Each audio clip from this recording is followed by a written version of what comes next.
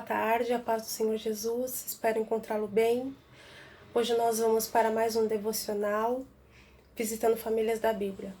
E hoje nós falaremos sobre a família do rei Davi. O rei Davi é um homem muito conhecido aí, né, na palavra, ele é conhecido e nomeado como um homem segundo o coração de Deus. E a gente, além de saber os grandes feitos de Davi, desde lá da sua mais tenra idade, né, quando ele derrotou Golias, a gente também percebe vários erros na família dele. E graças ao grande amor do Senhor é que ele não foi consumido, pois as suas misericórdias são inesgotáveis. Esse período da história de Davi, ele está repleto de significado para a nossa vida. Para que a gente, mesmo na situação de pecador, a gente seja um pecador arrependido. Davi, ele se deu em casamento com várias mulheres. Muitos desses casamentos foram feitos de alianças políticas e econômicas. E aí começaram as tentações dele e as lutas dele. Então a gente vê que as mesmas lutas que eles tinham no passado, essa humanidade agora continua tendo, né? E que é preciso um arrependimento genuíno para com Deus, para que a sua misericórdia seja derramada sobre nós. O que acabou acontecendo? A geração de Davi, né, os filhos dele, ele era casado com 7 mulheres, fora as outras concubinas que ele tinha, mas ele caiu em tentação, chegou a mandar um homem para a batalha, casou-se com Batseba, mas foi através dela que também nasceu Salomão, que foi aí mencionado também por Mateus como filho de Davi, né? Então a gente vê aí também a honra à família de Davi, sendo ele nomeado lá pelo cego Bartimeu como filho de Davi, falando dos milagres de Jesus. Então, voltando aos erros da família de Davi, a gente vê que ele era um homem muito preocupado com alianças, com a cultura local, com o seu reino, e a sua família sempre ficava em último plano. E por isso que foi totalmente desestruturada, chegando a ter morte na sua família, né? Estupro, Tamar, né, foi estuprada. E com tudo isso, uma desestruturação familiar sem igual. Mas a gente também vê nessa família como ele, mesmo vivendo em meio a uma cultura tão desregulada, a qual a gente também vive no dia de hoje, o coração dele não se corrompeu. Ele continuava sendo um homem segundo o coração de Deus, porque mesmo sendo errante, mesmo tendo traído, tendo muitas mulheres, não obedecendo às leis mosaicas, Davi continuava adorando um único Senhor, que é o único e verdadeiro Deus dos exércitos.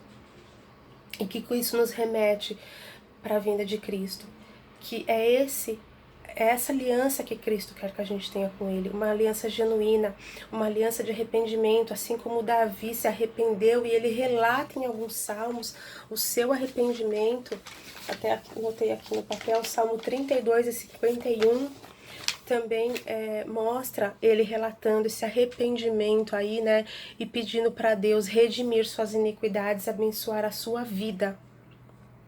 E ele realmente foi restaurado, juntamente com Batseba, né, que era a mais legal das esposas, pois a gente vê que Salomão foi ali o seu sucessor. E não apenas isso, né, ele recebeu a dignidade de ser de quando Jesus veio à Terra, ser chamado de filho de Davi. Ele recebeu essa honra. Então a gente aprende com essa família que, mesmo em meio à cultura errante que a gente vive, mesmo em meio às necessidades da carne, né, como o filho dele, que foi lá e matou por vingança o homem que tinha estuprado a sua irmã, né, mesmo Absalão sendo morto, que fala que Davi assim chorou copiosamente, todas essas violências, todas essas disputas pelo poder, a gente vê em tudo isso a mão do Senhor, quando o nosso coração não está corrompido. Às vezes a nossa necessidade física fala mais alto, a nossa ambição, o nosso desejo por ver, às vezes, pessoas ao nosso redor crescendo, até mesmo uma pessoa que não serve ao Senhor, e a gente fala, por que ela e por que não eu? Então, diante de tudo isso, que a gente possa realmente trazer para a nossa existência esses erros cometidos pela família de Davi e que eles sejam exemplos para que a gente possa realmente se redimir diante de Deus, confessar os nossos pecados e seguir adiante para que o derramar da misericórdia de Deus continue sendo sobre nós. E se você tiver alguma família aí que você precisa orar, que você precisa interceder, faça isso. Escolha uma família, abençoe essa família, vigie por essa família. De repente é alguma mulher que esteja passando por situações de adultério, ou de violência, ou até mesmo de omissão. Filhos, né, que estão sendo omitidos do amor, assim como Tamar foi omitida do amor de Davi, naquele momento que ela sofreu aquele estupro, que a gente possa também saber identificar isso nas famílias que nos circundam e na nossa própria. Eu deixo aqui para você uma pergunta para você refletir. Como que você pode hoje cuidar da sua família de sangue, sua família em Cristo, para que os mesmos erros lá na família de Davi não ocorram nos dias atuais, dias onde a gente muitas vezes sucumbe aos desejos de toda essa sociedade.